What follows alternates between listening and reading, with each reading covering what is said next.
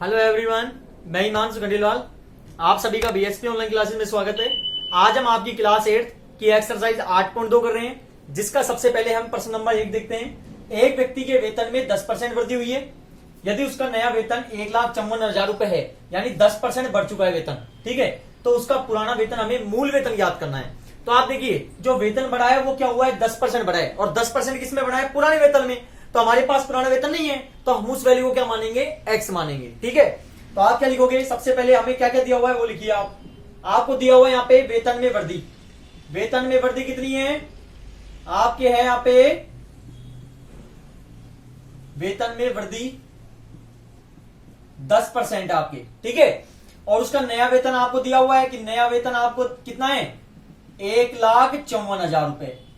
और हमें क्या करना है, हमें उसका मूल वेतन याद करना है। मूल वेतन मतलब होता है कि जो पुराना वाला जो वेतन है वो क्या है, हमें वो याद करना है, ठीक है। तो आप क्या करोगे, प्रश्नानुसार क्या होगा, मैंने बताया था आपको कि मूल वेतन हमें क्या लेना है, एक्स लेना है। तो आप लिखोगे, माना कि एक व्यक्ति का मूल वेतन बराबर एक्स है, ठीक है। मूल वेतन हमने क्या माना है, उसका एक्स माना है। अब देखिए, पहले वेतन में कितने वृद्धि हुई है, उसके 10% बढ़ गया, यानी जो नया जो वेतन में वृद्धि हुई है वो आपकी कितनी हुई है, 10% हुई है पुराने वेतन में। तो आपके वेतन में वृद्धि कितनी हो गई, 10%। तो 10/100 गुणा एक्स, क्योंकि पुराने वेतन से हुई है, ठीक है। देखो, 0 से 0 कट गया, 1 को एक्स से करोगे एक्स आएगा, बटे 10 आ गया, ठीक है। यहां तक क्लियर। अच्छा जी, तो अब आपके क्या हो रहा है, वेतन ये बढ़ रहा है, पुराना वेतन कितना था, एक्स था, तो एक्स में ये वैल्यू बढ़ गई, तो एक्स प्लस 10 बराबर, तो अब उसका वेतन कितना हो गया, 1,54,000 रुपए। देखो, पुराना वेतन क्या था, उसका एक्स था, ये उसकी वैल्यू बढ़ी हो गई, तो हम क्या कर दिए, प्लस कर दिया। और यदि घटोतरी बोलता, मतलब कि जो वेतन था वो घट गया, तो हम माइनस कर देते, ठीक है। अब नीचे 1 मान लेंगे, 1 और 10 का एलसीएम लोगे कितना आएगा, 10 आएगा। 1 का भाग 10 में दोगे 10, 10 को एक्स से करोगे 10x, प्लस 10 का 10 में भाग दोगे 1, और 1 को एक्स से करोगे x, बराबर 1,54,000 रुपए, ठीक है। आगे देखिए अब, तो 10x प्लस 1x कितना हो गया, 11/10x बराबर 1,54,000 रुपए। अब यहां नीचे हम 1 मान लेते हैं इसके हर में। तो अब आप देखिए आगे क्या करेंगे, अब आप क्या होगा कि यहां देखो बराबर है, तो दोनों क्या हो जाएंगे, क्रॉस मल्टीप्लाई हो जाएंगे, यानी वृज्ज गुणा। तो 11x को करेंगे हम 1 से, और 1,54,000 को हम करेंगे, 1,54,000 को गुणा करेंगे हम 10 से, ठीक है। 11x को 1 से करोगे 11x आएगा, बराबर 1,54,000 करोगे तो आप 15,40,000 आपके पास आ जाएगा। अब हम क्या करेंगे, x को बाहर करेंगे, तो जब इन दोनों के बीच में कोई सिंबल नहीं है, मतलब गुणा का है, तो आपने x को बाहर किया, तो जो 11 था ना वो आपके किस में चल जाएगा, भाग में चल जाएगा, ठीक है। तो x बराबर 11 एकम 11 और 11 चौके 44। तो जो उसका जो पुराना वेतन था वो कितना आ गया, 1,44,000 आ गया।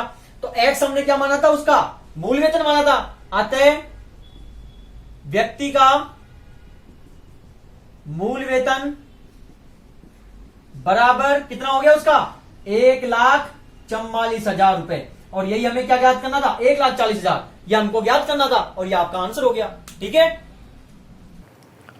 अब देखिए प्रश्न नंबर 2 देखिए, रविवार को 845 व्यक्ति चिड़ियाघर गए, सोमवार को केवल 169 व्यक्ति गए।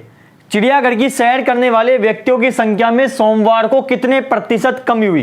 तो हमें प्रतिशत कमी बतानी है कि कितनी प्रतिशत हुई है, ठीक है। तो देखिए किस प्रकार करेंगे हम, सबसे पहले हम लिखेंगे रविवार को चिड़ियाघर जाने वाले व्यक्तियों की संख्या कितनी है, 845। और सोमवार को ये वापिस आ जाएगा, सोमवार को चिड़ियाघर जाने वाले व्यक्तियों की संख्या कितनी है आपके पास, यहां पे 169, ठीक है। अब क्या बोल रहा है, कितने प्रतिशत कमी हुई, तो पहले कमी निकालते, कितनी हुई, रविवार को कितनी थी 845, और सोमवार को कितनी रह गई 169, तो कितनी कमी हो गई यहां पे,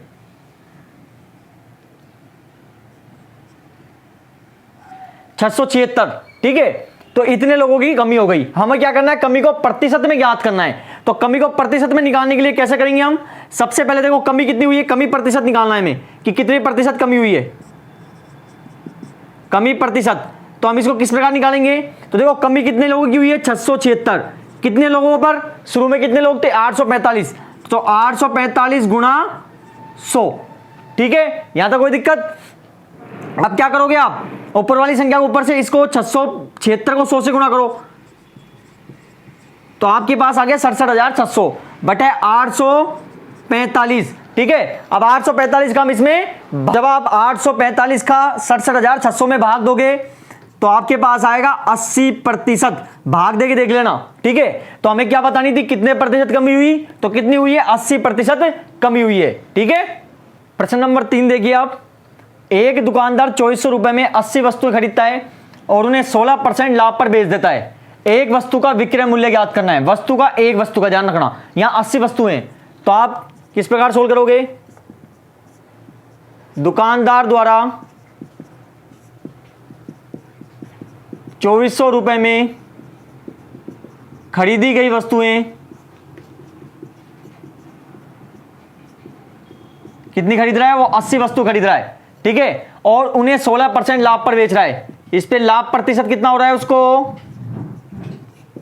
16% हो रहा है। और हमें ज्ञात क्या करना है, एक वस्तु का विक्रय मूल्य ज्ञात करना है। तो हम किस प्रकार ज्ञात करेंगे इसको, एक वस्तु का विक्रय मूल्य, सबसे पहले देखो लाभ प्रतिशत है, इसको हम वैल्यू में कन्वर्ट कर लेते हैं। तो लाभ को हम वैल्यू में कन्वर्ट करेंगे, तो देखो लाभ प्रतिशत कितना है, 16 प्रतिशत, 8 के नीचे क्या लग जाएगा, 100 लग जाएगा, प्रतिशत हट के बटे में क्या आ जाता है, 100 आ जाता है, गुणा कितने रुपए में खरीदी है उसने वस्तु, 2400 रुपए में, यहां खरीदी गई प्राइस जाती है, 2 जीरो से 2 जीरो कट गया, 16 को गुणा 24 से करो, 384 रुपए, यह क्या आ गया आपके पास, लाभ आ गया। अब जब लाभ आ गया तो विक्रय मूल्य आसानी से निकल जाएगा। तो विक्रय मूल्य बराबर, विक्रय मूल्य का सूत्र क्या होता है, क्रय मूल्य प्लस लाभ, लाभ पर क्या होगा, क्रय मूल्य प्लस लाभ। क्रय मूल्य कितना है आपका यहाँ पे, 2400 रुपए, 2400 रुपए में खरीद रहा है, 384 रुपए का उसको क्या हो रहा है, लाभ हो रहा है। तो विक्रय मूल्य कितना हो गया, 2784 रुपए। और ये कितने वस्तुओं का हुआ है, ये 80 वस्तुओं का हुआ है, ठीक है। तो 80 वस्तुओं का विक्रय मूल्य कितना है, 2784 रुपए, ठीक है। हमें ज्ञात कितने वस्तु करना है, एक वस्तु का, अतः एक वस्तु का विक्रय मूल्य बराबर 2784 बटे 80, क्योंकि एक का निकालने के लिए हम क्या कर देंगे, 80 का भाग दे देंगे। अब देखिए आप 80 का इस प्रकार भाग दोगे, 8 या 24, 3 बार गया, कितना बच गया, 38, 4 उतार लेंगे, 8 चौके 32, 4 बार गया, कितना बच गया, 64, यहां पॉइंट लगाएंगे, क्या आ जाएगा, 0, 8 या 8 64, देखो कितनी बार गया, तो आपका आंसर क्या हो गया, 34.8, ठीक है। तो आपके जो एक वस्तु का जो विक्रय मूल्य आया है वो कितना आ गया, 34.8, ठीक है। तो ये क्या हो गया, आपके एक वस्तु का विक्रय मूल्य निकल गया, और वो हमें क्या करना था, ज्ञात करना था, ठीक है। प्रश्न नंबर 4, एक वस्तु का मूल्य 15,500 रुपए था, 450 इसकी मरम्मत पर खर्च कर दिए गए, यदि उसे 15% लाभ पर बेचा जाता है तो उसका विक्रय मूल्य ज्ञात कीजिए। तो आप देखिए वस्तु का जो मूल्य था वो 15,500 था, ये भी तो एक खर्चा हो गया, तो एक खर्चा जुड़ेगा, तभी क्या होगा, इसका जो क्रय मूल्य वास्तव में है जो निकलेगा, ठीक है। तो आप देखो किस प्रकार ज्ञात करेंगे इसको हम, सबसे पहले लिखो एक वस्तु का मूल्य बराबर कितना है, 15,500 रुपए, मरम्मत पर खर्च कितने रुपए हुए हैं, 450 रुपए। तो देखो जो टोटल जो खर्चा हो गया ना, जो कुल खर्चा हो गया, वो कुल खर्चा कितना हो गया, तो ये आपका क्रय मूल्य हो गया, ठीक है। फाइनल वैल्यू निकल गई क्रय मूल्य की, क्योंकि वस्तु थी जो इतने रुपए में पड़ी 15,500 में, और जो खर्चा हो गया वो 450 का हो गया, तो टोटल जो वैल्यू पड़ गई हमारे पास इस वस्तु की पड़ गई भैया 15,950 रुपए। ठीक है, अब क्या बोल रहा है, इसको वो 15% लाभ पर बेचा जाता है, तो लाभ प्रतिशत कितना ले रहा है वो 15%। तो अब क्या करोगे आप, अब हम इसको इस प्रकार सोल्व करेंगे, पहले लाभ प्रतिशत इसको वैल्यू में कन्वर्ट करेंगे, तो लाभ को वैल्यू में कन्वर्ट करने के लिए कितना प्रतिशत है 15, तो प्रतिशत हट के नीचे क्या लग जाएगा 100 गुणा क्रय मूल्य, क्रय मूल्य कितना है 15,950 रुपए। ठीक है, जीरो से जीरो कट गया और 15 को गुणा करो 1595 से, तो आपके पास आएगा 23,925 रुपए। ठीक है, 15 को गुणा 1595 से करोगे आप, तो आपके पास 23,925 आएगा, बटे कितना है 10, तो 10 का आप भाग दो। ये देखो नीचे जब एक है और जीरो होती है तो उन जीरो का पॉइंट बन जाता है, तो कितनी जीरो है 1, तो एक संख्या बाद पॉइंट लग जाएगा, तो यहां से एक संख्या बाद पॉइंट लग गया, तो जो लाभ आया है वो कितने रुपए का आ गया 2392.5 रुपए का आ गया। अब आपके देखिए ज्ञात क्या करना है, विक्रय मूल्य ज्ञात करना है, तो विक्रय मूल्य का सूत्र क्या होता है, विक्रय मूल्य का सूत्र होता है क्रय मूल्य, जब लाभ होगा तो प्लस लाभ। ठीक है, और क्रय मूल्य कितना है वस्तु का 15,950 रुपए, प्लस लाभ कितने रुपए का हुआ है 2392.5, तो 5.2 नोट, तो जो विक्रय मूल्य आ गया उस वस्तु का, यानी कि जो वस्तु वो बेची गई है वो कितने में बेची गई है 18,342 रुपए और 50 पैसे, एक तरह से मान लो 50 पैसे ये। ठीक है, तो ये आपके पास क्या आ गया, इसका विक्रय मूल्य आ गया। प्रश्न 5, एक वीसीआर को और टीवी को प्रत्येक को 8,000 रुपए में खरीदा गया। दुकानदार को वीसीआर पर 4% हानि और टीवी पर 8% लाभ हुआ। इस पूरे लेन देन में लाभ अथवा हानि प्रतिशत हमें ज्ञात करनी है। तो देखिए सबसे पहले क्या क्या है, प्रत्येक का यानी कि वीसीआर का और टीवी का दोनों का प्राइस कितना है 8,000 रुपए, तो एक वीसीआर का क्रय मूल्य बराबर 8,000 रुपए और इसी प्रकार एक टीवी का क्रय मूल्य 8,000 रुपए। ठीक है, तो दोनों का क्रय मूल्य कितना हो गया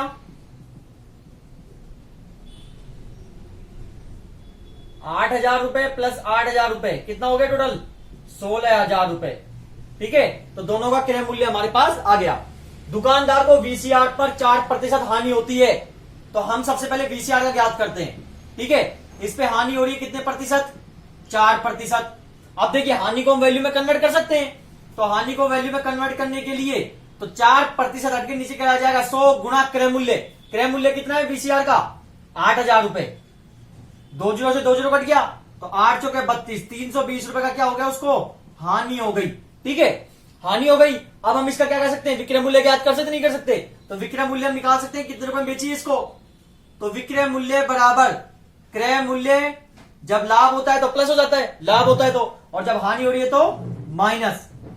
तो क्रय मूल्य कितने रुपए का है 8,000 रुपए का, माइनस 320 रुपए क्या हो गई उसको हानि हो गई, तो कितने की पड़ गई उसकी वस्तु ये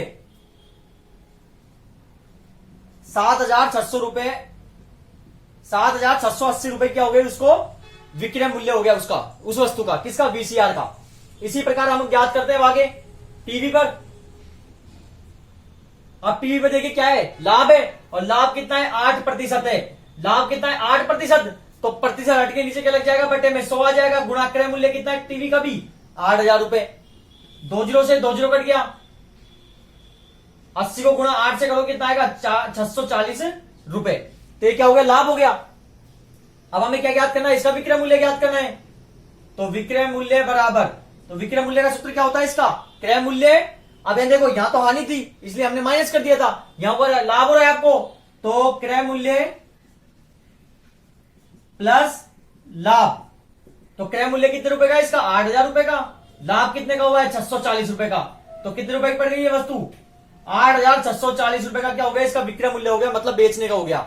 अब दोनों को हम ज्ञात कर लेते हैं, तो वीसीआर तथा टीवी का विक्रय मूल्य, क्योंकि देखो दोनों हम इसलिए प्लस कर रहे हैं पूरे लेन देन में बताना है हमको इसलिए।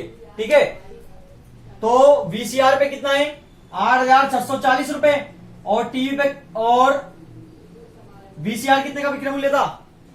7,680 रुपए। और टीवी पर कितना था? 8,640 रुपए। दोनों को जोड़ देते हैं तो 16,320 रुपए आपके पास आ गया। ठीक है, ये क्या हो गया? विक्रय मूल्य हो गया। अब हमें क्या ज्ञात करना है? लाभ तथा हानि बतानी है हमें। अब देखिए, खरीदी कितने में थी उसने? 16,000 रुपए में दोनों चीजों को, और बेच कितने में दिया? 16,320 रुपए में। यानी कि देखो, खरीदने का मूल्य 16,000 और बेचने का 16,320, मतलब कि ज्यादा मूल्य में बिकी है, तो क्या हो गया? लाभ हो गया। तो लाभ का सूत्र क्या होता है? विक्रय मूल्य माइनस क्रय मूल्य, और हानि का सूत्र होता है क्रय मूल्य माइनस विक्रय मूल्य। ठीक है, तो विक्रय मूल्य कितना है इसका? 16,320 रुपए माइनस क्रय मूल्य कितना है? 16,000 रुपए। तो कितने रुपए का लाभ हो गया उसको? 320 रुपए का लाभ हो गया। लेकिन हमें ज्ञात क्या करना है? प्रतिशत में ज्ञात करना है। तो लाभ प्रतिशत बराबर, लाभ प्रतिशत सूत्र क्या होगा? लाभ बटे क्रय मूल्य गुणा 100, क्योंकि प्रतिशत में कन्वर्ट करते हैं तो गुणा 100 करते हैं, और जब प्रतिशत आप हटाओगे तो बटे 100 करोगे। ठीक है, और हानि प्रतिशत सूत्र क्या हो जाएगा? हानि बटे क्रय मूल्य गुणा 100। तो लाभ कितने का हुआ है? 320 रुपए का। क्रय मूल्य कितने का है? 16,000 रुपए का गुणा 100। 2 जीरो से 2 जीरो, 1 जीरो से 1 जीरो कट गई, तो 16 दुना 32। तो जो लाभ प्रतिशत हो गया, तो जो लाभ हुआ है वो कितने प्रतिशत हुआ है इस पूरे ट्रांजेक्शन पे? 2% लाभ हुआ है उसको। ठीक है, यह आसानी से आप याद कर लिए इस क्वेश्चन से। एक सेल के दौरान एक दुकानदार सभी वस्तुओं के अंकित मूल्य पर 10% भट्टा देता है। भट्टा मतलब डिस्काउंट हो गया एक तरह से। ठीक है, और 1450 रुपए के अंकित मूल्य वाला एक जींस, मतलब एक जींस का जो अंकित मूल्य है वो 1450 है, और जो 2 कमीज है जिनमें से प्रत्येक का अंकित मूल्य, यानी वो 2 कमीज खरीदता है और उसपे अंकित मूल्य एक का कमीज का 850 रुपए को खरीदने के लिए किसी ग्राहक को कितने का भुगतान करना पड़ेगा? तो आप देखिए किस प्रकार करेंगे हम इसको। सबसे पहले आप देखिए कि 1450 रुपए अंकित वाला एक जींस, तो एक जींस का अंकित मूल्य 1450 रुपए। ठीक है, अब आप देखिए आगे, तथा कमीज का, एक कमीज का अंकित मूल्य 850 रुपए। ठीक है, और भट्टा कितना मिलता है? दोनों पे, जींस पे भी और कमीज पे भी। तो जो भट्टा है वो कितना प्रतिशत है? 10%, मतलब डिस्काउंट। ठीक है, तो 10% मिल रहा है। हम अब इसको किस प्रकार कर सकते हैं? सबसे पहले हम जींस का निकालते हैं। अब जींस का किस प्रकार निकालेंगे? देखिए, जींस पे भट्टा कितना प्रतिशत है? 10%।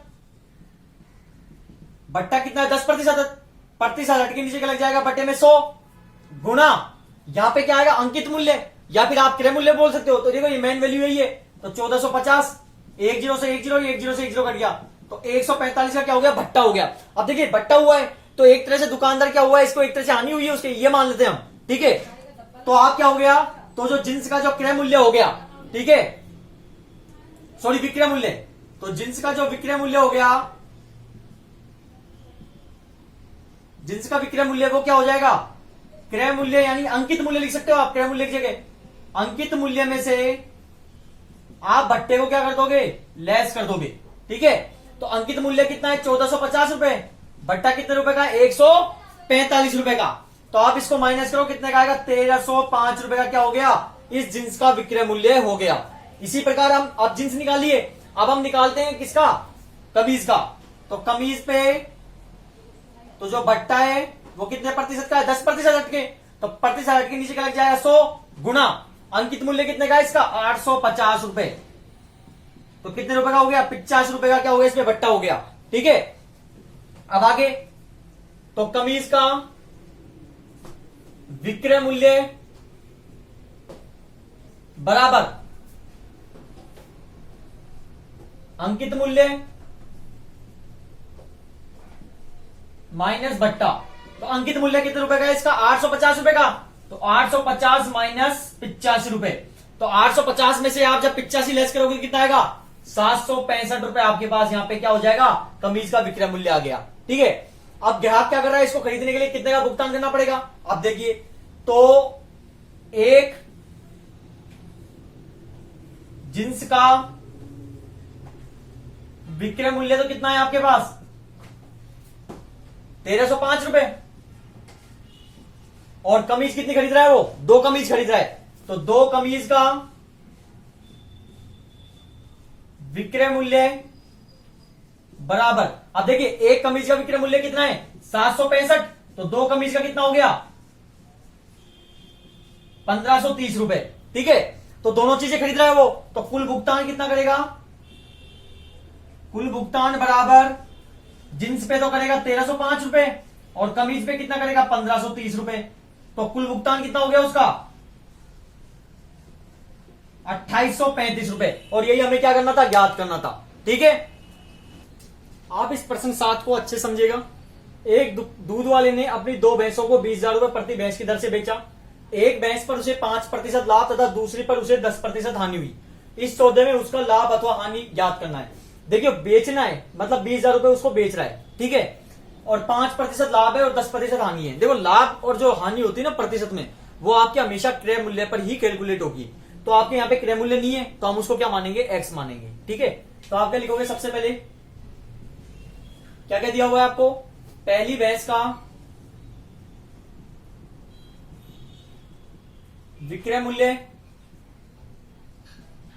20,000 रुपए। ठीक है, देखो प्रति भैंस दिया हुआ है, प्रति मतलब दोनों का, पहली का 20,000 दूसरी का 20,000, और दूसरी भैंस का विक्रय मूल्य इसका भी कितना हो गया 20,000 रुपए हो गया। ठीक है, तो दोनों भैंसों का विक्रय मूल्य कितना हो गया, दोनों भैंसों का विक्रय मूल्य पहली का भी 20,000 और दूसरी का भी 20,000, तो कितना हो गया दोनों में 40,000 रुपए, दोनों का क्या हो गया विक्रय मूल्य हो गया। ठीक है, अब देखिए पहली भैंस पे हम निकालते हैं। अब देखिए पहली भैंस पे क्या बोल रहा है वो, कि पहली भैंस है वहां पे उसको 5% लाभ हो रहा है। मैंने आपको बताया था क्रय मूल्य में क्या मानना है, एक्स मानना है। माना कि पहली भैंस का क्रय मूल्य बराबर एक्स। अब देखिए इस पे क्या हो रहा है, उसको लाभ हो रहा है कितने प्रतिशत, 5%, हट के नीचे लग जाएगा 100 और यहां गुणा किससे होता है, क्रय मूल्य से, तो क्या हो गया आपके 5/100 एक्स हो गया। ठीक है, यहां आपके पास आ गया यहां तक। अब आपके देखिए सूत्र लगा दो, आपके पास विक्रय मूल्य दिया हुआ है तो लगा दो, विक्रय मूल्य का सूत्र क्या होता है, क्रय मूल्य लाभ होगा तो प्लस लाभ। विक्रय मूल्य कितना है इसका 20,000 रुपए पहली भैंस का, क्रय मूल्य कितना है एक्स माना है, और लाभ कितना है 5/100 एक्स। नीचे हम क्या मान लेंगे, 1 मान लेंगे। अब आप देखिए जब भिन्न होता है और प्लस माइनस सिंबल होता है, ये भिन्न है, तो आप हरों का एलसीएम लोगे, 100 और 1 का एलसीएम आएगा 100, तो 20,000 बराबर 100, 1 का भाग 100 में दोगे 100, और 100 को x से गुणा करो 100x, प्लस 100 का 100 में भाग दोगे 1, और 1 को 5x से गुणा करोगे 5x आएगा। तो 20,000 बराबर 100 प्लस 5 कितना हो गया 105/100x, नीचे 1 व्रज गुणा करेंगे, व्रज गुणा मतलब क्रॉस मल्टीप्लाई, तो 105x को तो करेंगे 1 से गुणा, और 20,000 को हम गुणा करेंगे 100 से, तो 105x बराबर, तो आपके पास आ गया 20 लाख रुपए। x को बाहर कर दोगे तो जो 105 है वो किस में चल जाएगा, बटे में चल जाएगा। तो जब आप 105 का भाग दोगे 20 लाख में, ठीक है, 105 का आप जब भाग दोगे 20 लाख में, तो आपके पास आंसर आएगा 19,047.62। ठीक है, या आपके पास क्या हो गया, इसका क्या आ गया, क्रय मूल्य आ गया। तो आपके जो पहली जो भैंस थी उसका क्रय मूल्य कितना आ गया, 19,047.62 रुपये आ गया। इसी प्रकार हम दूसरी भैंस पे याद करते हैं, तो दूसरी भैंस वही आपको मानना पड़ेगा इसका विक्रय मूल्य, क्योंकि विक्रय मूल्य दिया हुआ है। तो आप लिखोगे माना कि दूसरी भैंस का क्रय मूल्य बराबर एक्स है।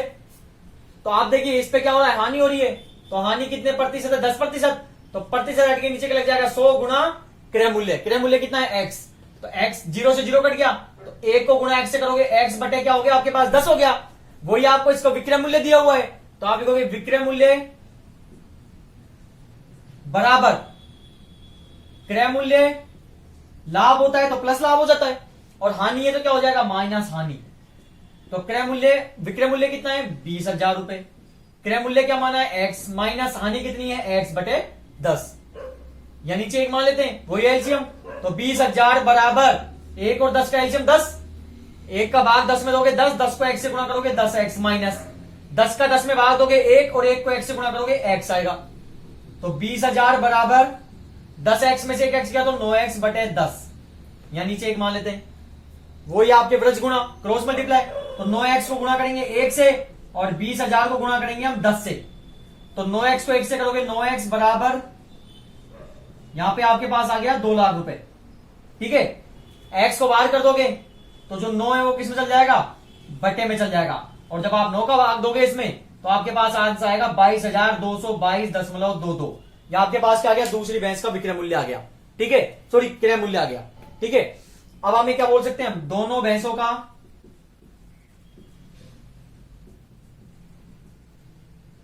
क्रय मूल्य बराबर, अब दोनों भैंसों का क्रय मूल्य कितना हो गया, पहली पे कितना है 19,047.62 और दूसरी भैंस कितने की है 22,222.22। ठीक है, दोनों को जोड़ते हैं अब तो कितना आएगा आपके पास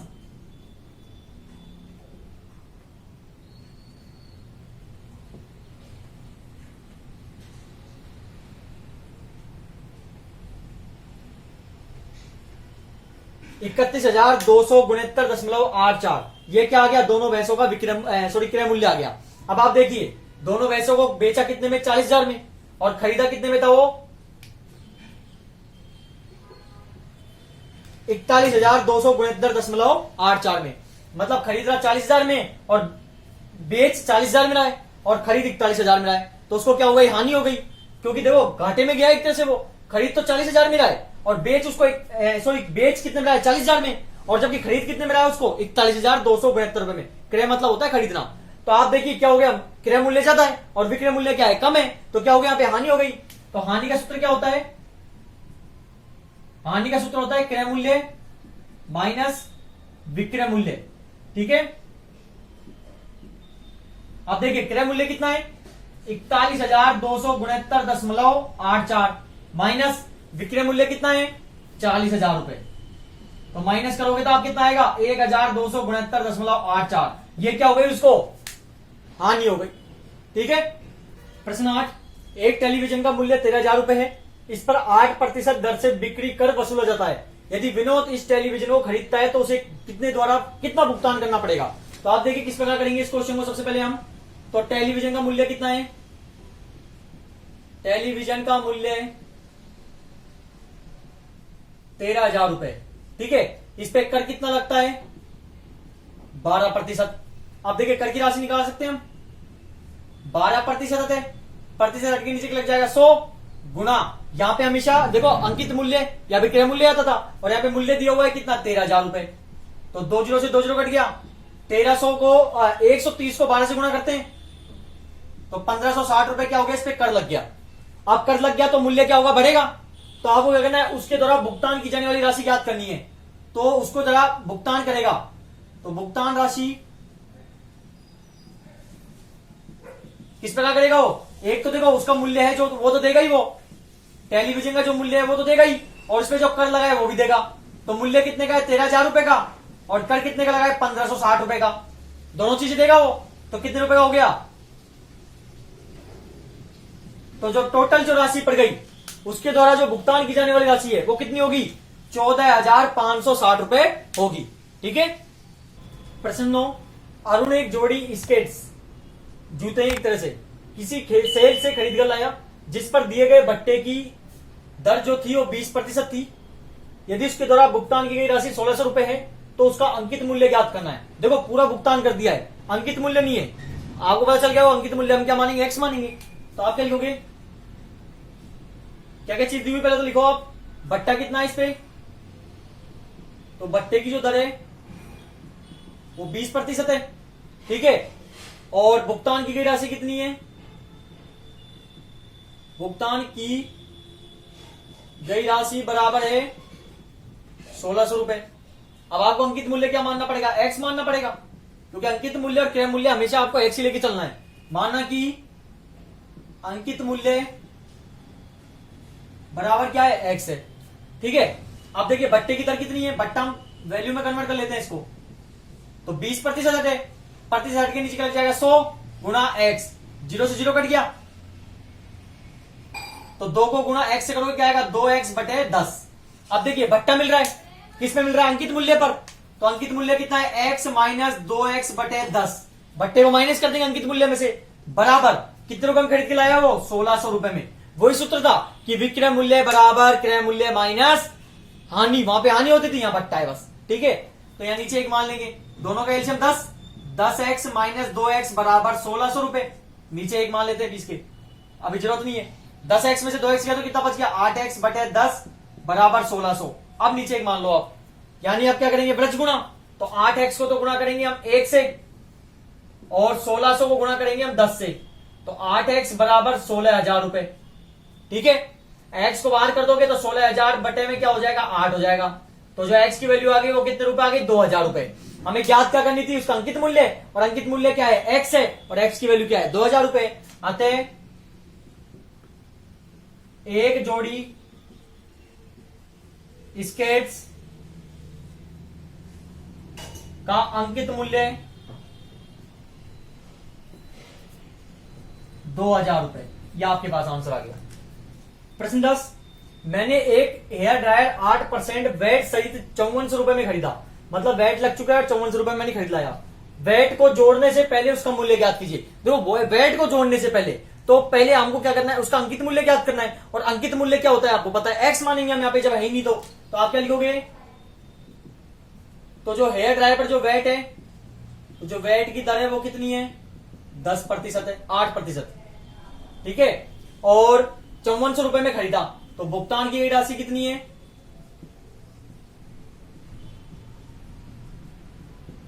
5400 रुपए। अब आप देखिए उससे वैट को जोड़ने से पहले, और वो अंकित मूल्य है, तो माना कि एक हेयर ड्रायर का अंकित मूल्य बराबर x। ठीक है, अब वैट की तरह इसको हम वैल्यू में कन्वर्ट कर सकते हैं, तो परसेंट हट के नीचे क्या लग जाएगा, बटे में 100 गुणा, यहां हमेशा अंकित मूल्य से होगा, तो क्या हो गया, 8 बटे 100 x हो गया। ठीक है, यहां तक। अब देखिए वैट जुड़ रहा है, ठीक है, तो अब आप देखिए वैट किस में जुड़ेगा, अंकित मूल्य में, तो x प्लस 8 बटे 100 x वैट जुड़ गया, तो जो प्राइस पड़ी है वो कितने की पड़ गई इसकी, 5400 रुपए। ठीक है, नीचे एक मान लेंगे, दोनों का एलसीएम 100, एक का भाग 100 में दोगे 100, 100 को x से करोगे 100x, प्लस 100 का 100 में भाग दोगे 1, और 1 को 8x से करोगे 8x बराबर 5400 रुपए। ठीक है, 100 प्लस 8 कितना हो गया, 108 बटे 100x बराबर 5400 रुपए। नीचे एक मान लेंगे क्रॉस मल्टीप्लाई, तो 108x को गुणा करोगे 1 से, और 5400 को गुणा करोगे आप 100 से। ठीक है ना, तो 108 को x से करोगे 108x आएगा, और 5400 को 100 से करोगे तो 5,40,000 आ जाएगा। x को हम बाहर कर देंगे तो 5,40,000 बटे 108, x बाहर करते ही बटे में चल जाएगा, तो x बराबर 108 पंजे होता है 540, तो कितना आ गया यहाँ पे, 5,000 आ गया। तो आपके जो वेट्स जोड़ने से पहले जो उसका मूल्य था वो कितना हो गया, 5,000 हो गया। अतः वेट जोड़ने से पहले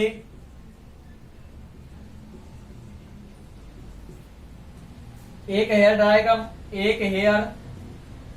ड्रायर का मूल्य बराबर कितना होगा, 5,000 रुपए होगा, और ये क्या हो गया आपका आंसर हो गया। प्रश्न 11, अभी प्रश्न 10 किया था ना, उसकी तरह ये भी, कोई वस्तु 18% जीएसटी सम्मिलित करने के बाद 1239 रुपए में खरीदी गई। देखो 18% जीएसटी जुड़ चुका है इसमें, और खरीदा गया इतने में, मतलब अंकित मूल्य नहीं है यहाँ का, वैल्यू जो मेन वैल्यू वो नहीं है आपके पास। जीएसटी जोड़ने से पहले का उस वस्तु का मूल्य ज्ञात करना है, तो बिल्कुल 10th वाले क्वेश्चन की तरह है, बिल्कुल अभी 10 वगैरह था ना उसकी तरह ही है। तो आप देखिए जीएसटी कितनी तरह, जीएसटी की दर कितनी है, 18%, और सम्मिलित करने के बाद 1239 रुपए में खरीदी गई, तो खरीदने का मूल्य जो भुगतान की गई राशि है वो कितनी है,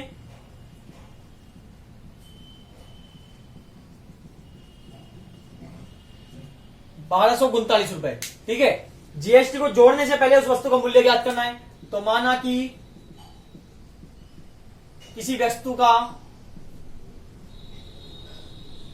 अंकित मूल्य बराबर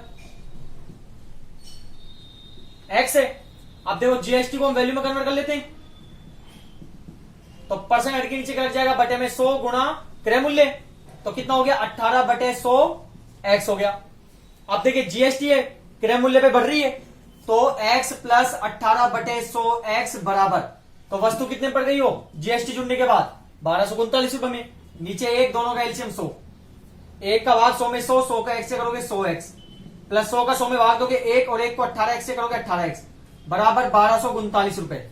100 प्लस 18 कितना हो गया 118 बटे 100 एक्स बराबर 1239। नीचे एक मान लेते हैं, क्रॉस मल्टीप्लाई यानी वृक्ष गुणा, तो 118 एक्स को तो करेंगे 1 से, और 1239 को हम करेंगे 100 से गुणा, तो 118 एक्स बराबर 123900, मतलब कि 1,23,900। एक्स को आप बाहर कर दोगे तो 1,23,900 बटे 118, तो एक्स बराबर, तो जब आप एक्स का इसमें भाग दोगे तो आपके आंसर आएगा 1050 रुपए। तो ये आपके पास क्या गया, एक्स का मान आ गया, और एक्स का मान क्या था जीएसटी जोड़ने से पहले वस्तु का मूल्य। अतः जीएसटी जोड़ने से पहले वस्तु का मूल्य बराबर 1050 रुपए, और ये क्या हो गया आपका आंसर हो गया। ठीक है, तो आज हमने एक्सरसाइज 8.2 की, आपको समझ आई होगी। तो बस आपको एक बात ध्यान रखना है कि जैसे किसी का कोई आपको लाभ प्रतिशत है, हानि प्रतिशत है, भट्टा प्रतिशत है या जीएसटी प्रतिशत है, तो वो वैल्यू आपके हमेशा क्रय मूल्य या फिर अंकित मूल्य पे ही कैलकुलेट होती है। यदि वो आपको नहीं दिया हुआ ना, तो फिर आपको एक्स ही मानना है, और वो आपका एक्स आप जब मान ज्ञात करोगे ना, तो आपकी वैल्यू आसानी से वो ज्ञात हो जाएगी। तो इसी प्रकार आज हमने आपकी पूरी एक्सरसाइज 8.2 की। अगले पार्ट में हम 8.3 करेंगे, इसलिए चैनल को सब्सक्राइब करें, जिससे आपको सभी वीडियो जल्दी से जल्दी मिल सके। और वीडियो को लाइक करें और कमेंट करके बताएं कि आपको कैसा लगा, और ज्यादा से ज्यादा शेयर करें। धन्यवाद।